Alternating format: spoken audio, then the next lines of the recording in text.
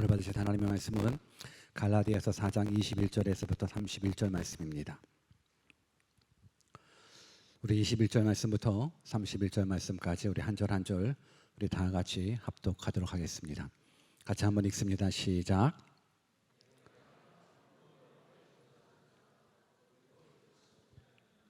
기록된 바 아브라함이 두 아들이 있으니 하나는 계집종에게서 하나는 자유하는 여자에게서 낳았다 하였으나 계집종에게서는 육체를 따라 낳고 자유하는 여자에게서는 이것은 비유니 이 여자들은 두 언약이라 하나는 신의 산으로부터 종을 낳은 자니 곧 하가라. 이 하가는 아라비아에 있는 신의 산으로 지금 있는 예루살렘과 같은 데니 저가 그 자녀들로 더불어 종로를 타고 오직 위에 있는 예루살렘은 자유자니 곧 우리 어머니라. 기록된 바 잉태치 못한 자요 즐거워하라. 그렇지 못한 자요 소리질러 외치라. 이는 홀로 사는 자의 자녀가 남편 있는 자의 자녀보다 많음이라 하였으니 형제들아 너희는 이삭과 같이 약속의 자녀라. 그러나 그때에 육체를 따라 난 자가 성령을 따라 난 자를 핍박한 것 같이 이제도 그러하도다. 그러나 성경이 무엇을 말하느뇨? 계집종과 그 아들을 내어 쫓으라. 계집종의 아들이 자유하는 여자의 아들로 더불어 유업을 얻지 못하리라 하였느니라. 그런지 형제들아 우리는 계집종의 자녀가 아니요 자유하는 여자의 자녀니라. 아멘. 우리가 믿는 하나님 믿음으로 고백해 볼까요? God is good all the time. 또한 우리는 하나님의 은혜 없이는 1분 1초도 살 수 없음도 고백했으면 좋겠습니다. I'm nothing. 근데 하나님이 함께 하시면 능치 못함이 없습니다. With God, nothing is impossible. 오늘 그 좋으신 하나님, 능력의 하나님 말씀으로 만나 뵙기를 주님의 이름으로 축원합니다. 오늘은 뜻을 정하는 인생 372번째 시간으로 갈라디아 말씀을 통해서 약속의 자녀라는 제목으로 하나님의 말씀을 증거하도록 하겠습니다. 우리 한번 옆에 계신 분들한테 이렇게 인사해 볼까요? 당신은 약속의 자녀입니다 라고 시작. 당신은 약속의 자녀입니다. 여러분들은 약속의 자녀입니다. 이 사실을 꼭 기억해 주시기를 바라겠습니다. 여러분들한테 이러한 질문 하나 드리고 싶습니다. 과연 믿음이 좋다라는 것을 어떻게 설명할 수 있을까요? 우리가 신앙생활을 하면서 저분은 참 믿음이 좋은 분이야 라고 생각할 때에 과연 믿음이 좋다라는 그 조건은 무엇으로 판단될 수 있을까요? 아마도 외적인 조건들로 말미암아서 평가되지 않을까 싶습니다. 예배 출석 잘하고 헌금 생활도 잘하고 또 봉사 생활도 잘하게 되면 믿음 좋은 곳으로 이제 생각을 하게 되죠. 맞는 말일까요? 틀린 말일까요? 질문합니다. 맞는 말일까요? 틀린 말일까요? 맞는 말인 것 같기도 하면서 다 맞는 말은 아닌 것. 왜 그러냐면 맞는 말이기는 합니다. 믿음 없는 분이 예배 출석 잘하는 부분도 쉽진 않죠. 믿음 없는 분이 헌금 생활 잘하고 봉사 생활 제대로 한다는 것도 쉽지 않습니다. 근데 우리가 주의해야 될 것은 그 행위, 외적으로 나타나는 그 행위 자체가 온전한 믿음에서 나왔는가를 점검을 해볼 필요는 있습니다. 무조건 기도 많이 한다고, 무조건 예배 생활 잘한다고, 무조건 봉사 생활 잘한다고 저분이 진짜 믿음 있는 사람이구나 라고 우리가 평가할 부분들이 아니라 과연 그 행위가 어떤 믿음을 근거로 하고 나왔는가를 우리가 깨달아야 된다는 겁니다. 쉽게 말해 예를 들어서 열심히 기도 생활 잘합니다. 하루에 몇 시간씩 기도 생활 잘합니다. 기도를 많이 하기 때문에 우리는 믿음 좋다라고 이야기를 하는데 그 기도 생활의 내면에 들어가 보니까는 그분은 하나님의 영광을 구하기보다는 자신의 영광을 구하고 있습니다. 하나님의 나라를 구하기보다는 하나님 내가 이 세상에서 잘 먹고 잘 살게 해주십시오라고 하나님의 나라를 구하기보다 자기의 뜻을 구하고 세상 것을 구하기에 열심 낸다. 그래서 열심히 기도한다. 물론 기도 생활 자체는 열심히 있는 모습이지만 그 믿음은 올바른 믿음이라고 얘기할 수도 없습니다. 봉사도 마찬가지입니다. 하나님의 사랑과 하나님의 은혜에 너무 감사해서 내게 주어져 있는 시간 가지고 재능 가지고 하나님의 영광을 위해서 봉사한다라는 그 마음이면 좋겠지만 열심히 봉사하기는 하지만서도 남들의 인정과 남들의 칭찬을 기대하면서 하는 거 있지 않습니까? 내가 봉사할 때마다 와, 어떻게 그렇게 잘해요? 어떻게 그렇게 수고해요? 멋지네요. 그러니까 결국은 사람들의 인정과 사람들의 칭찬을 위해서 봉사생활 열심히 한다 그러면 그 사람 또한 그 믿음을 점검받을 필요는 있다라고 생각합니다. 무슨 말씀입니까? 외적으로 드러나는 모습이 다가 아니라는 모습을 우리는 깨닫기를 원합니다. 왜 지금 이 말씀을 드리냐면 지금 사도 바울이 갈라디아 교회에게 전달해주는 메시지가 있습니다.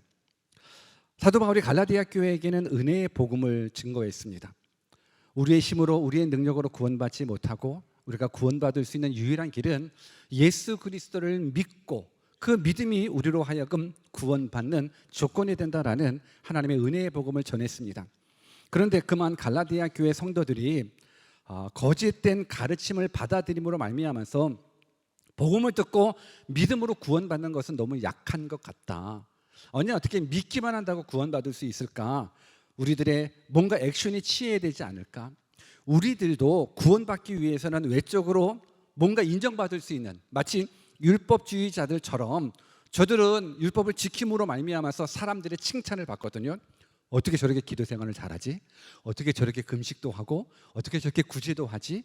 이야, 역시 저런 사람은 천국에 갈 수 있을 것 같아 라는 모습 속에서 자기 스스로의 어떤 성취감도 있고 자부심도 있고 또 자기의 노력으로 말미암아서 외부 사람들이 인정해주는 그 모습, 그 행위로 말미암아서 구원받을 수 있다라는 이 모습으로 치우쳐 가고 있는 이 모습 속에 사도 바울이 너무너무 안타까운 거예요.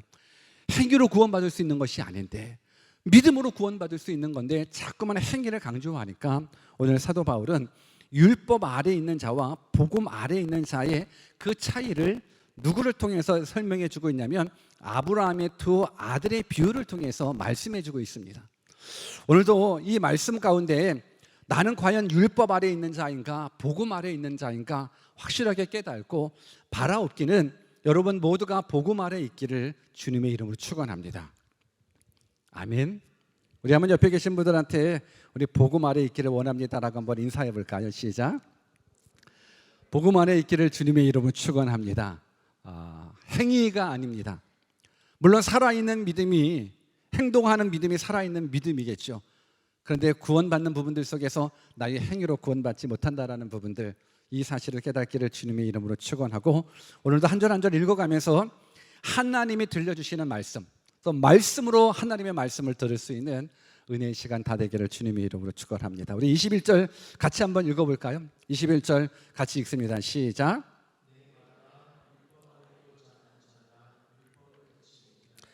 갈라디아 교회 성도들에게 거짓 교사들이 유혹합니다. 하나님의 은혜로 말미암아 구원받는 것, 이거 아니다. 하나님의 은혜를 필요하겠지만 결국은 우리는 율법을 지켜야 된다라는 부분들 속에서 지금 사도 바울이 저들을 향해서 뭐라고 얘기를 해주고 있냐면 율법 아래 있고자 하는 자들아 율법을 듣지 못하였느냐라고 이야기해주고 있습니다. 지금 갈라디아 교회가 하나님의 은혜 아래 있어야 되는데 율법 아래 있다라는 것, 이 율법 아래 있다라는 부분들은 뭐냐면 율법을 지킴으로 말미암아서 구원받을 수 있다라는 부분들이거든요. 그런데 율법 아래 있다라는 건 어떤 걸 의미하냐면 율법은 죄를 없이 할 수 있는 능력이 없습니다. 율법은 죄가 무엇인지 지적할 수 있습니다. 율법은 이렇게 해야 돼 저렇게 해야 돼 라고 이야기를 하면서 율법이 내가 죄인이구나를 깨달아 알 수 있기는 합니다. 그리고 죄의 삭은 죽음이구나까지도 율법이 말씀해 주고 있습니다. 왜? 이건 죄야, 이것도 죄야, 이것도 죄야, 그리고 이런 죄를 범하게 되면 죽을 수밖에 없어 라는 부분들인 겁니다. 근데 한번 생각해 보십시오. 하나님의 은혜로 말미암아서 그 율법에 정지함에서 자유함을 얻었거든요. 그 전에는 율법을 지켜야지만 구원받을 수 있다라고 믿었고, 근데 그게 아니라는 사실을 깨달았고, 우리는 나의 행위로 구원받는 것이 아니라 하나님의 은혜로, 예수 그리스도의 십자가 은혜로 구원받는다, 믿음으로 구원받는다라고 증거했고 그 사실을 받아들였거든요.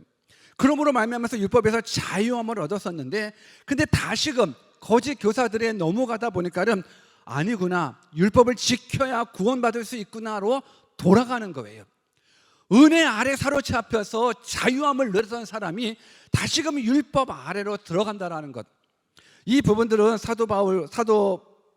베드로 사도가 이런 얘기를 해요. 베드로후서 2장 22절에 보면 개가 토하였던 것을 다시 먹고 돼지가 씻었다가 다시 구덩이에 뒹구는 것으로 표현하는데, 이 사람들이 바로 그런 사람이라는 거예요. 아니, 은혜로 말미암아 구원받는 길을 예비해 주셨는데, 믿음으로 말미암아 천국 갈 수 있는 길을 예비해 주셨는데, 이건 마치 개가 토하였던 것을 다시 먹는, 의학하지 않아요? 토했던 것을 다시 먹고, 그리고 돼지가 씻었다가 다시금 그 더러운 구덩텅이로 들어가는 것과 똑같은 것. 아니, 율법에서 자유함을 얻었는데 어떻게 다시금 율법 아래로 들어가냐고, 너무너무 어리석은 모습이라고 사도 바울은 얘기를 해줍니다. 그러면서 아브라함에 낳은 두 아들을 비유적으로 말씀해 주고 있어요. 우리 22절 말씀을 같이 읽어보겠습니다. 같이 읽습니다. 시작. 아브라함이 두 아들이 있으니 하나는 계집종에게서 하나는 자유하는 여자에게서 낳다 하였으나. 여러분, 아브라함에게 두 아들이 있답니다. 두 아들의 이름은, 아브라함에게 두 아들이 있답니다. 두 아들의 이름은 돌세, 철수. 아브라함에게 두 아들이 있답니다. 하나의 이름은 이스마엘, 하나의 이름은 이삭입니다.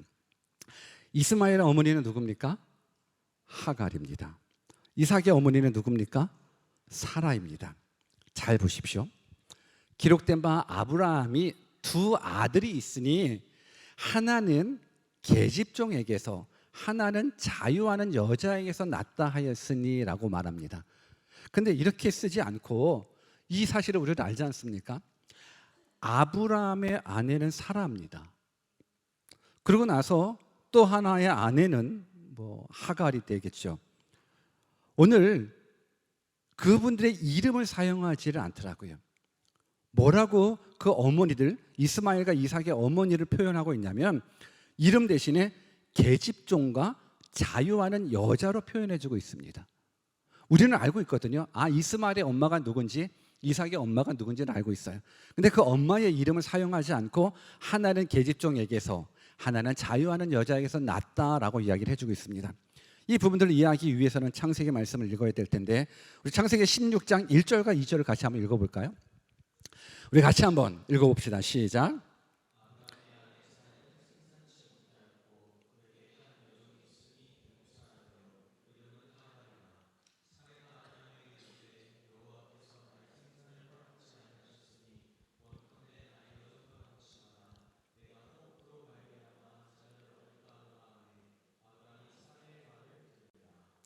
아브라함의 나이 85세가 되었을 때 하나님께서 아브라함에게 아들 주시겠다고 약속을 합니다. 그런데 아브라함의 아내 사라에게는 사실상 아들 주시겠다라는 이 약속이 해당되지 않는 모습이었습니다. 왜냐하면 생물학적으로 아브라함의 아내 사라는 아이를 낳을 수 있는 능력이 없는 할머니였었습니다. 아브라함의 아내 사라는 본인이 아이를 낳을 수 없다라는 부분들을 알기에 여종 하갈을 통해서 아브라함을 통해서 아이를 낳게 합니다. 그 아이가 아까 말씀드린 대로 이스마엘입니다. 그런데 하나님께서는 누구를 통해서 아이를 낳게 하기를 원하냐면, 하갈이 아닌 아브라함의 본처인 사라를 통해서 아들 낳기를 원하셨습니다. 그 이름이 이제 이삭이죠. 우리가 알아야 될 것은, 오늘 사도 바울은 이스마엘을 낳은 어미 하갈을 계집종으로 표현하고 있고, 이삭을 낳은 아브라함의 본부인 사라를 자유하는 여자로 표현하고 있습니다. 하갈은 사라의 종이었었습니다. 비록 아브라함을 통해 아들을 낳았기는 낳았지만 그 당시는 또 신분이 어머니에 따라서 달라지기 때문에 아들을 낳았긴 낳았지만 여전히 하갈은 종이었습니다. 그리고 하갈이 낳은 이스마엘도 물론 신분에 따라 달라진다라는 부분들은 아브라함의 아들로 여겨주기는 여겨주지만, 실질적으로 누가 상속자냐면 종이 낳은 아들이 상속자가 아니라 본처인 사라를 통해서 낳은 아들이 상속자가 된다라는 부분들, 이 기준이 중요한 겁니다. 여기서 여러분들한테 질문을 드립니다. 여러분들이 만약 어떤 신분을 얻기 원한다 그러면 종의 신분을 얻기를 원합니까? 아니면 상속자의 신분을 얻기를 원합니까? 상속자의 신분을 얻기 원합니다. 우리는 종의 신분을 얻기를 원치 않습니다. 왜 사도 바울이 지금 이 말씀을 하고 있는지 잘 들으셔야 됩니다. 이스마엘이 상속자입니까? 이삭이 상속자입니까? 이삭이 상속자입니다. 왜 바울이 이 말을 하고 있을까? 우리가 천국을 상속받기 위해서는 내 노력이 아닌 하나님의 은혜라는 것, 이스마엘이 상속자가 아니라 이삭이 상속자라는 부분들, 그러니까 하나님의 약속으로 말미암아 얻어지는 것, 하나님의 은혜로 말미암아 상속되어지는 것, 오늘 우리는 종의 신분이 아닌 상속자의 신분인 거예요. 왜 바울이 이 부분들을 말씀해 주고 있냐면, 지금 갈라디아 교회 성도들이 하나님의 은혜를 붙잡고 있습니까? 율법을 붙잡고 있습니까? 율법을 붙잡고 있다는 부분들인 거예요. 자신의 능력과 힘으로 율법을 지켜서 구원을 얻겠다는 이 복음, 이 거짓된 복음에서 돌아서라라는 거예요. 계집종에서 낳은 아들은 여전히 계집종의 모습으로, 종의 모습으로 살기 때문에 하나님은 우리가 종 되기를 원치 않고 상속자 되기를 원한다라는 부분들인 거예요. 그러면서 오늘 본문은 이 둘의 출생을 이렇게 표현하고 있어요. 23절도 같이 읽어볼게요. 같이 읽습니다. 시작. 계집종에게서는 육체를 따라 낳고 자유하는 여자에게서는 약속으로 말미암았느니라.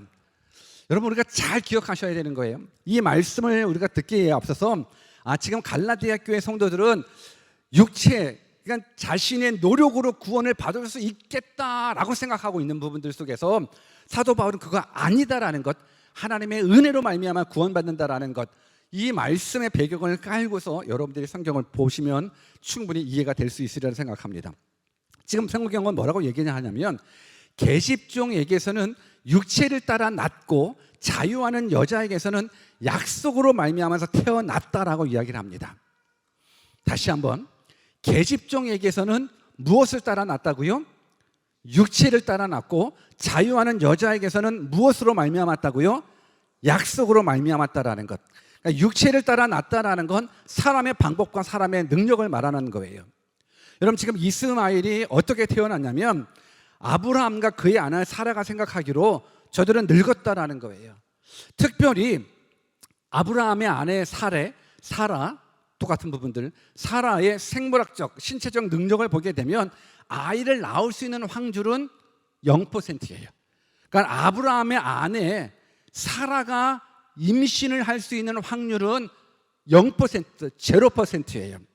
반면 사라의 여종이었었던 하갈, 이 하갈은 젊거든요. 하갈이 아이를 출산할 수 있는 확률은 특별하게 건강에 어려움이 없다 그러면 100% 임신할 수 있는 확률이 있는 신체적 나이를 가지고 있습니다. 그렇기 때문에 이스마엘이 태어나기 위해서는 하나님의 간섭하심, 이스마엘이 태어나기 위해서는 하나님의 일하심이 필요가 있을까요? 없을까요? 물론 역사와 환경을 주관하시는 분, 생명의 주권자는 하나님이시기 때문에 하나님이 간섭해 주셔야 되겠지만, 이스마엘이 태어나기 위해서는 그냥 인간적인 자연적인 능력에 의해서 이스마엘은 태어날 수 있는 거예요. 반면 이삭은 다릅니다. 이삭은 인간의 자연스러운 능력으로 태어날 수 있는 사람이 아니에요. 이삭은 하나님의 약속으로 태어난 자예요. 이삭은 인간의 능력의 가능성을 완전히 배제한 상태에서 하나님의 은혜로, 하나님의 능력으로 태어난 자가 바로 이삭이라는 거예요. 영적인 세계도 마찬가지라는 거예요.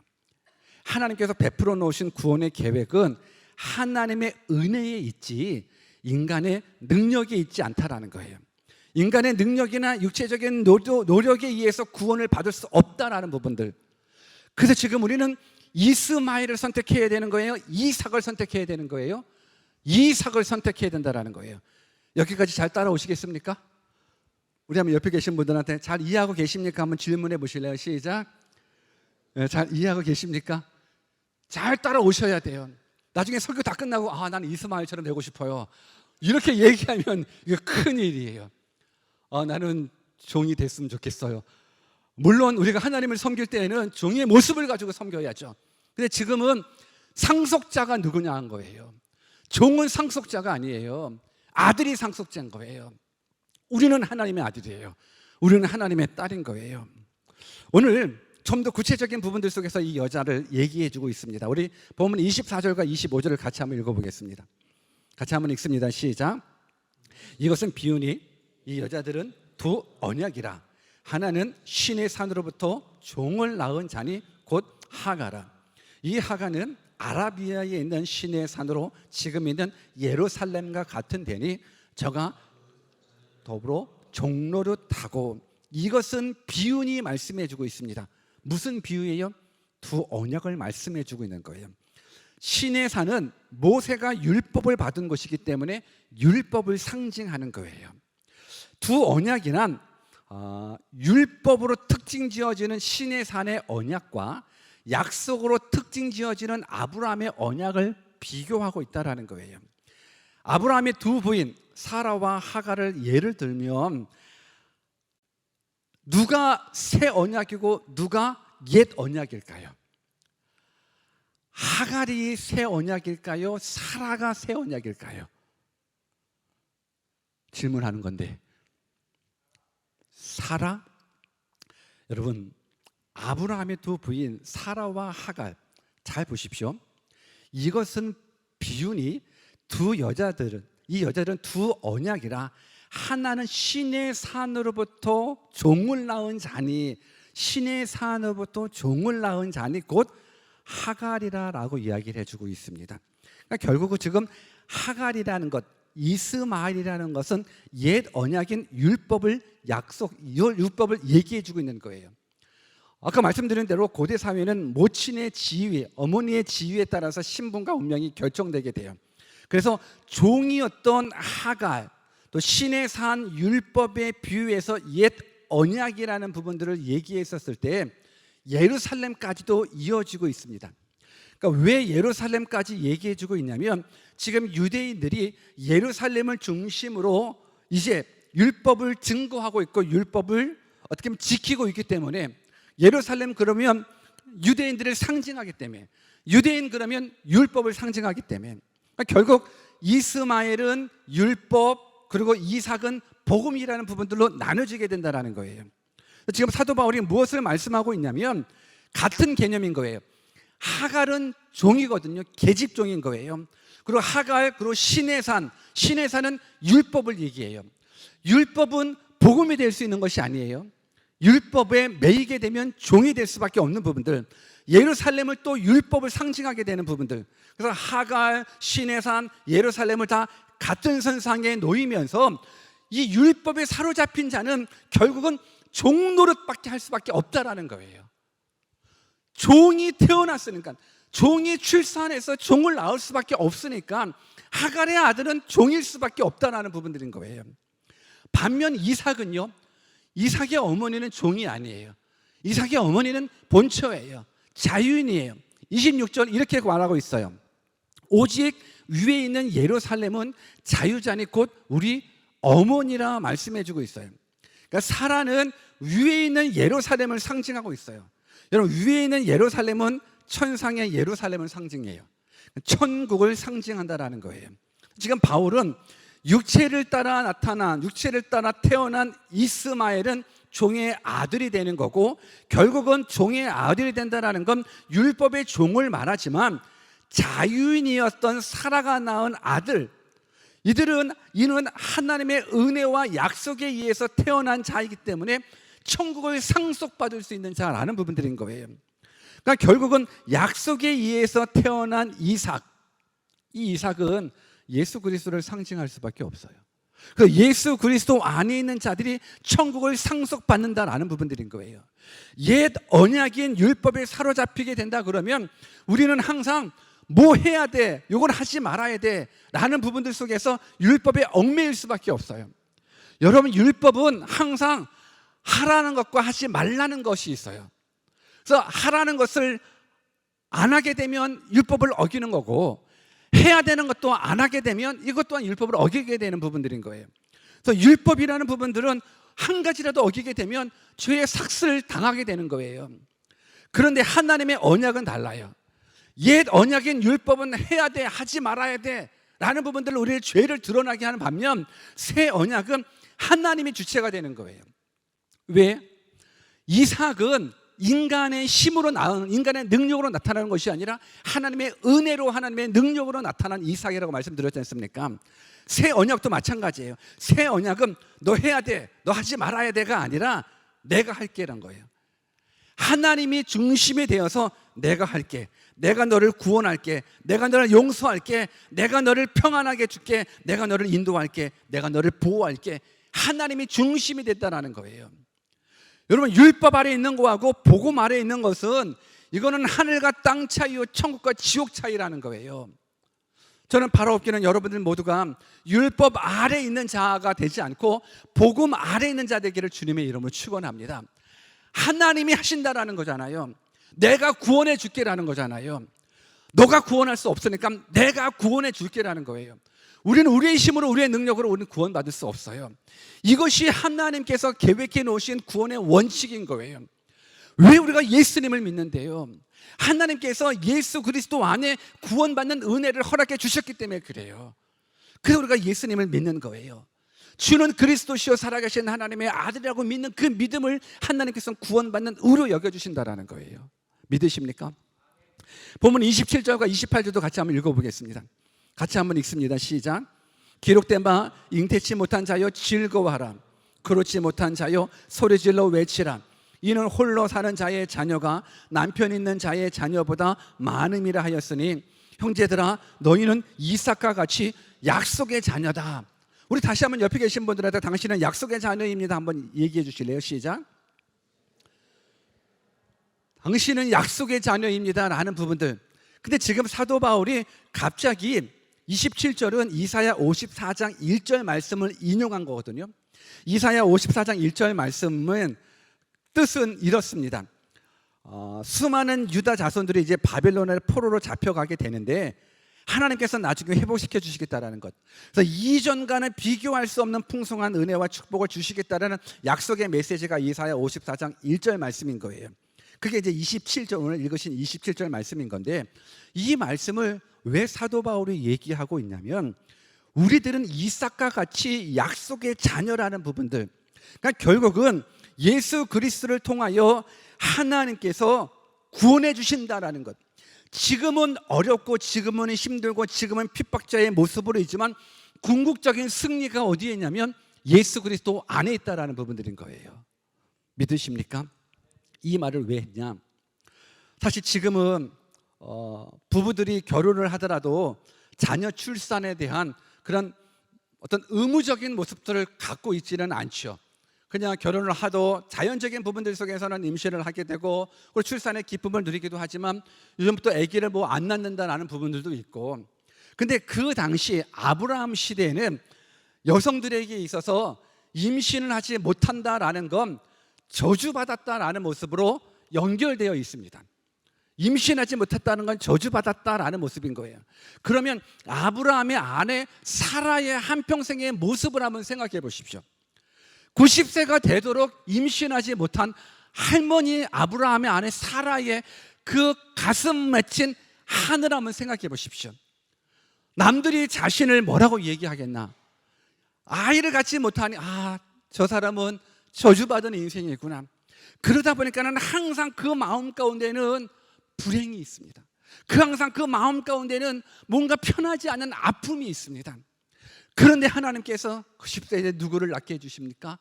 이삭을 낳게 해주십니다. 인간의 능력으로 나올 수 있는 부분들이 아니라 하나님이 낳게 해주셨습니다. 하나님의 생명을 잉태해 주셨습니다. 그게 이삭입니다. 여러분, 우리가 구원받을 수 있는 건 하나님이 잉태해 주셔야 되는 거예요.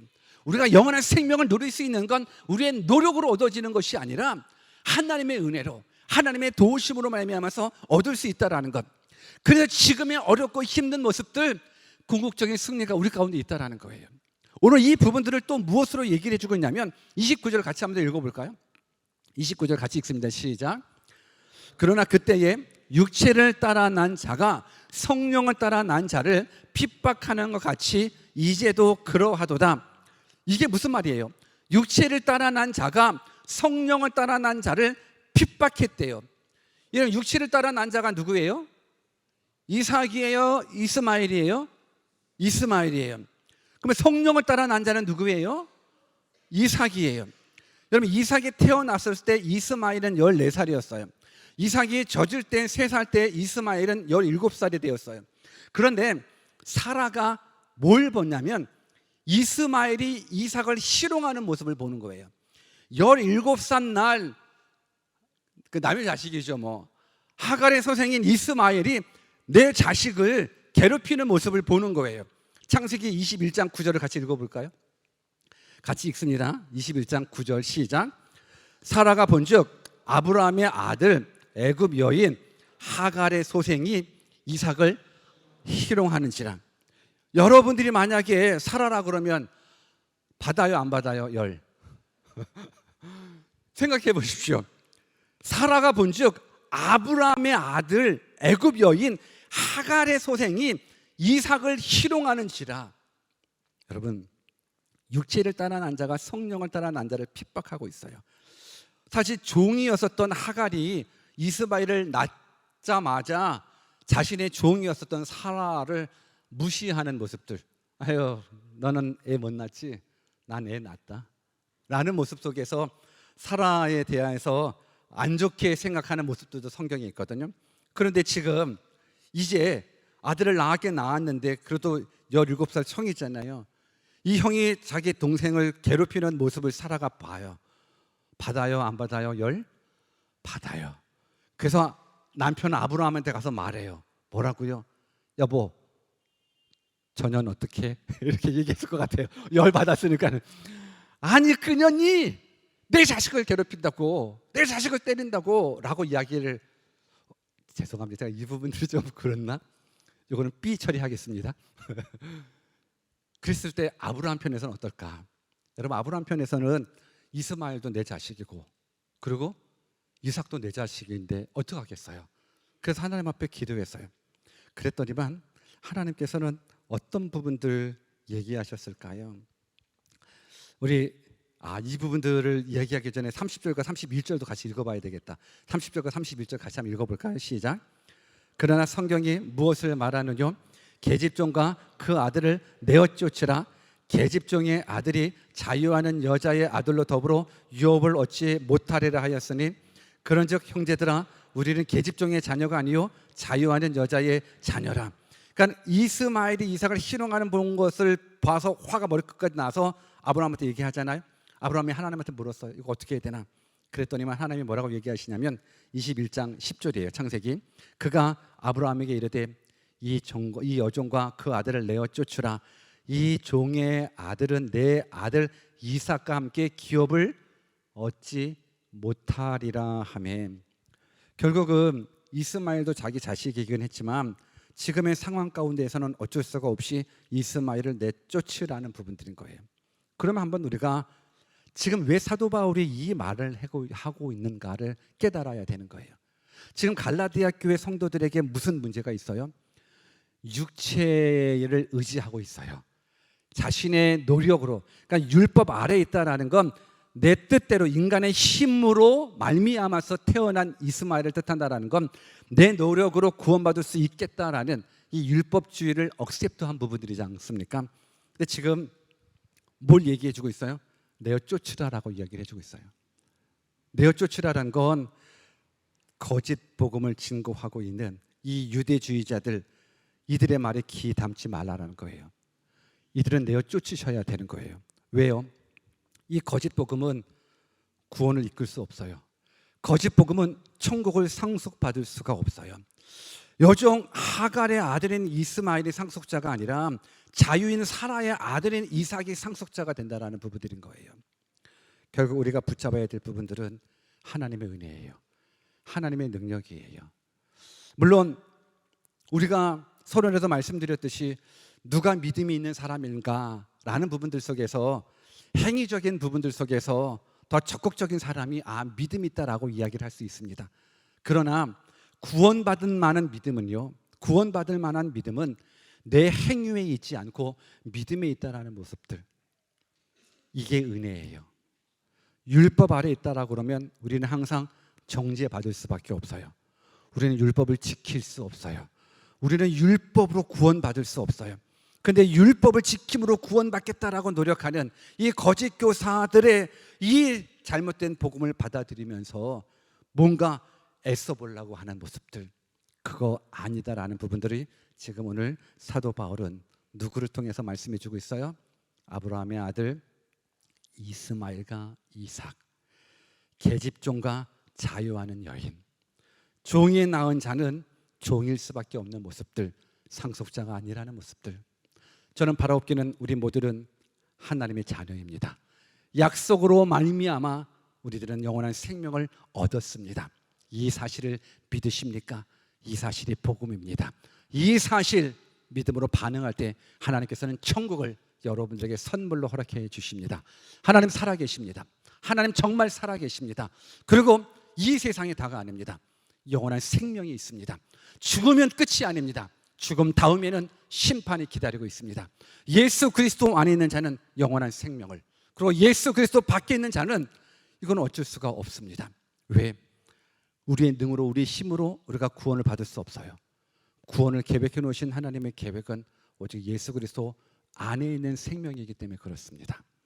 여러분들한테 마지막 질문 드립니다. 여러분들은 약속의 자녀입니까? 아니면 종의 자녀입니까? 우리는 약속의 자녀입니다. 우리는 하나님의 약속으로 태어났습니다. 하나님의 능력으로 구원받았습니다. 이 사실에 대해서 감사하고 감격하시고 내가 구원받음에 대한 감사 감격이 매 순간마다 나타나 나 같은 죄인 구원해 주신 그 하나님의 은혜에 반응하며 이제는 하나님 사랑과 이웃 사랑, 그래서 여러분들을 통해서 아직 하나님을 알지 못하는 자들이 하나님 만나기를 주 예수 그리스도의 이름으로 축원합니다. 우리 같이 한번 기도하는 시간 잠깐 갖기를 원합니다.